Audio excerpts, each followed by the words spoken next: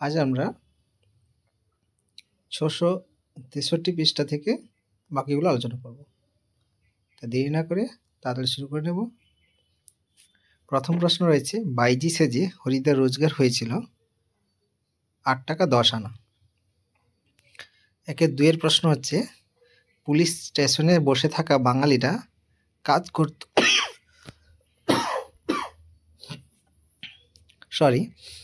Police স্টেশনে বসে থাকা বাঙালিরা কাজ করত বর্মা অয়েল কোম্পানিতে। তাহলে ১-২ প্রশ্ন উত্তর হবে ঘ। ১-৩ প্রশ্ন হচ্ছে, নদীর বিদ্রোহ গল্পের উৎস হলো সরীসৃপ গল্প গ্রন্থ। নদীর বিদ্রোহটি লিখেছিলেন মানিক বন্দ্যোপাধ্যায়। চলে আসি ১-৪, অথবা এমনই ইতিহাস। এখানে প্রশ্ন হচ্ছে কেমন ইতিহাস। ইতিহাসটি হচ্ছে আমাদের চোখ মুখ ঢাকা। তাহলে গয়ের দাগের উত্তর। এবার ১-৫ প্রশ্ন হচ্ছে, প্রাচী শব্দের অর্থ কী? প্রাচী শব্দের অর্থ হচ্ছে পূর্ব দিক। এবার চলে আসি ১-৬ প্রশ্ন হচ্ছে, মেঘনাদ বধ কাব্যটি হলো একটি কি জাতীয় কাব্য? এটি হবে সাহিত্যিক মহাকাব্য। ১-৭ প্রশ্ন হচ্ছে, আদিতে ফাউন্টেন পেনের নাম ছিল কি? Reservoir pen. ১-৮ প্রশ্ন হচ্ছে, বাংলা প্রবাদ হলো কালি নেই কলম নেই বলে আমি ড্যাশ। এই শূন্যস্থানে বসাতে হবে। শূন্যস্থানটা হবে যে বলে আমি মুন্সি। এরপর চলে আসি ১-৯ প্রশ্ন, ৪ খণ্ড রামায়ণ কপি করে একজন অষ্টাদশ শতকে কত টাকা পেয়েছিলেন? সেটি হবে ৭ টাকা। ১-১০ প্রশ্ন, তোমার ভাষাহীন ক্রন্দনে বাষ্পাকুল অরণ্য পথে। চিহ্নিত পদটি, এখানে চিহ্নিত পদ হচ্ছে অরণ্য পথে। এটি কি হবে? এটি কারক হবে অধিকরণ কারক। ১-১১ দাগের প্রশ্ন হচ্ছে, ছোট মাসি ভালো হবে না বলছি। এই ছোট মাসি হলো সম্বোধন পদ। ১-১২ প্রশ্ন হচ্ছে, অমৃত বলল নিশ্চয় ঠ্যাঙাবে। এখানে অমৃত শব্দটির সমাস কি হবে? এটি হবে অমৃত শব্দটির ব্যাস বাক্য হবে নয় মৃত। এটি হবে না তৎপুরুষ। চলে আসি ১-১৩ দাগের প্রশ্ন, ডক্টর সুনীতি কুমার চট্টোপাধ্যায়ের মতে সমাস কত প্রকারের? এটি হবে সমাস ৩ প্রকারের। একটি হচ্ছে সমাসে একটা হচ্ছে ব্যাখ্যাধর্মী, একটা যে এই মুহূর্তে সে ঠিক মনে আসছে না আমার, ৩ প্রকার হবে। তবে হোক, আমি এটা তোমরা আমাকে কমেন্ট করে জানাবে যে ১-১৩ দাগের প্রশ্নের যে ৩টি আছে সেই ৩টি কী কী আমি জানিয়ে দেবো। এই মুহূর্তে আমার মনে আসছে না। চলো তারপরে প্রশ্ন হচ্ছে ১-১৪ দাগের প্রশ্ন, একবার পুলিশ সেজে দয়ালবাবুর লিচু বাগানের ভিতরে দাঁড়িয়েছিলেন হরিদা, স্কুলের 4টে ছেলেকে ধরেছিলেন। এখানে গঠন অনুসারে বাক্যটি কি বাক্য? গঠন অনুসারে বাক্যটি হবে যৌগিক বাক্য, কারণ এখানে দুটি বাক্য একসঙ্গে যুক্ত করা আছে। এরপরে চলে আসি ১-১৫ দাগের প্রশ্ন, বিভক্তি শব্দের অর্থ কী? বিভক্তি শব্দের অর্থ হচ্ছে বিভাজন। এবার চলে আসি ১-১৬ দাগের প্রশ্ন, শূন্য বিভক্তির চিহ্ন হলো, এটি হবে অ। ১-১৭ দাগের প্রশ্ন হচ্ছে, যে বাচ্চে কর্তৃপদ থাকে না এবং কর্মপদকে কর্তৃপদ রূপে মনে হয় তাকে কি বলা হয়? এটা আমরা সকলে জানি, এটা হচ্ছে কর্মকর্তৃবাচ্যের উদাহরণ।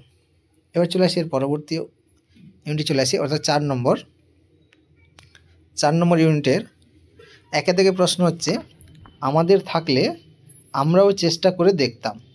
তাহলে উক্তিটি বক্তা হলেন কে? মেজো কাকু। এবার চলে আসি ১-২ প্রশ্ন হচ্ছে, সব্যসাচী মল্লিক পেশায় ছিলেন একজন, এটি হবে ডাক্তার।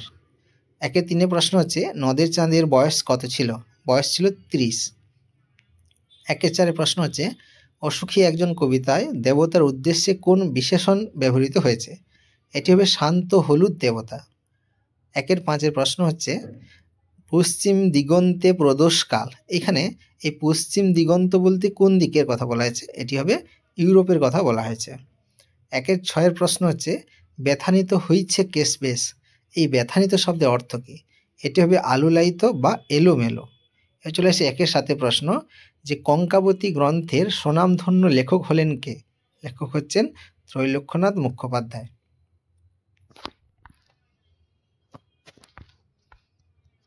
পরবর্তী প্রশ্ন 1-8, লেখক রাজশেখর বসু ছেলেবেলায় কার লেখা জ্যামিতি বই পড়েছিলেন? এটি হবে ব্রহ্মমোহন মল্লিক। এরপর চলে আসি 1-9 প্রশ্ন, 4 খণ্ড রামায়ণ কপি করে একজন লেখক অষ্টাদশ শতকে নগদ পেয়েছিলেন কত টাকা? 7 টাকা। 1-10 প্রশ্ন হচ্ছে, এটা কি কাণ্ড করলেন হরিদা? চিহ্নিত পদটি হলো কোন কারক? এটি হবে কর্তৃকারক।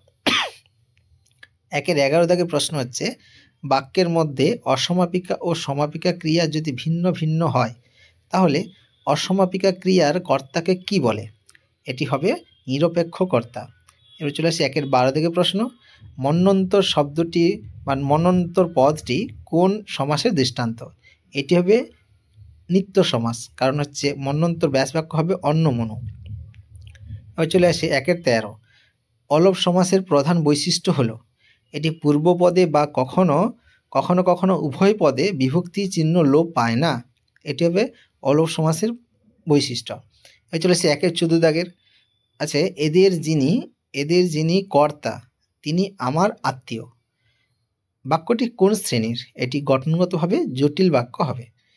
1-15 প্রশ্ন হচ্ছে, বাক্যে কাউকে কিছু নির্দেশ করা হলে বাক্যটি হয়, এটি হয় নির্দেশক বাক্য।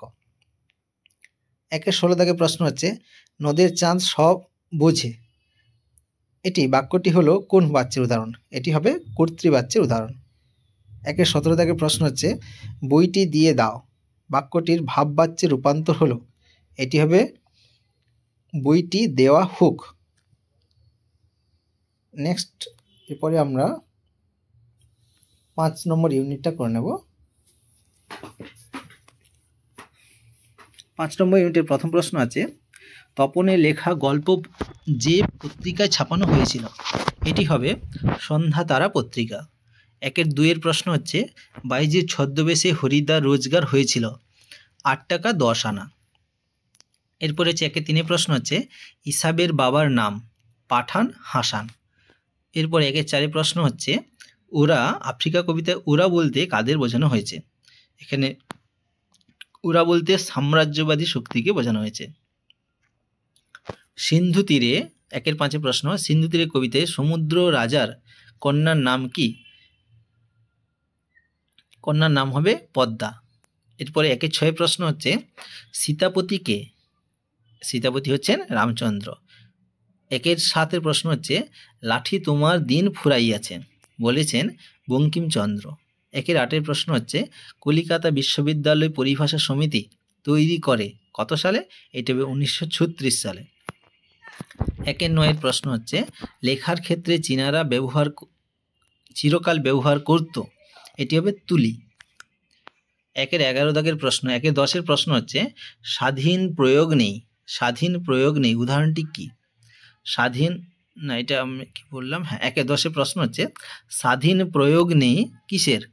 এটি হবে বিভক্তির স্বাধীনভাবে প্রয়োগ নেই। এবার চলে আসি 1-11, যে রাম গান করে উদাহরণটি কোন বাচ্যের উদাহরণ? এটি হবে কর্তৃবাচ্যের উদাহরণ। 1-12 প্রশ্ন হচ্ছে, বাচ্যান্তর হয় না কোন বাচ্যের? এটি হবে কর্মকর্তৃবাচ্যের বাচ্যান্তর হয় না। 1-13 প্রশ্ন হচ্ছে, বাক্য গঠনের প্রধান শর্ত কয়টি?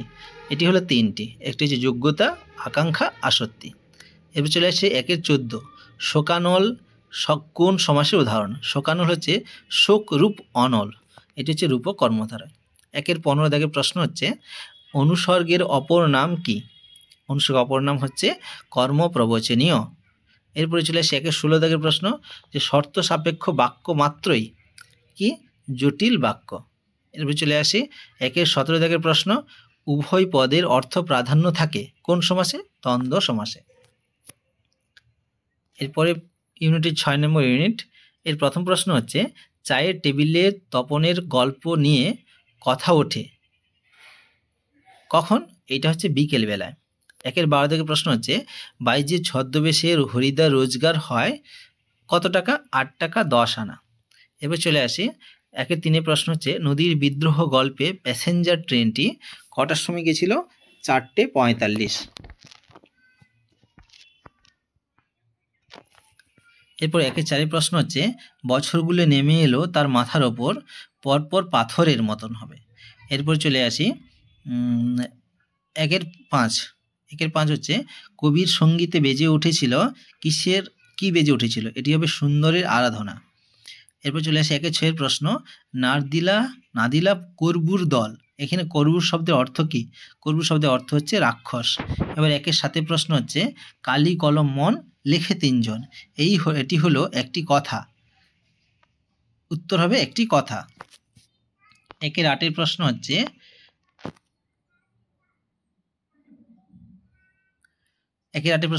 অনেক ধরে ধরে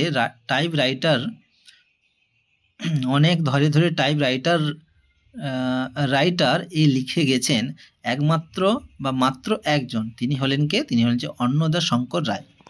এবার চলে আসি 1-9 প্রশ্ন, অল্প বিদ্যা যে ভয়ঙ্করী তার প্রমাণ লেখক যেভাবে পেয়েছেন তা হলো ওজোন গ্যাস স্বাস্থ্যকর।